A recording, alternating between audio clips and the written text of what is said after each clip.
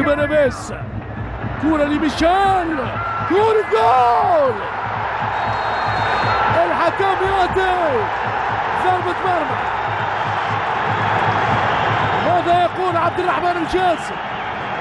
هل هي ضربة جزاء؟ يقرر ضربة جزاء لميشيل ريتشار، ضربة قاضية لفريق الهلال مع نهاية الشوط الأول.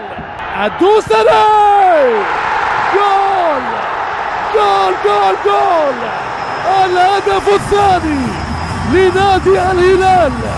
قلت لكم مشاهدينا الكرام، الزعيم يحكم بأحكامه، الزعيم يفرض سلطانه.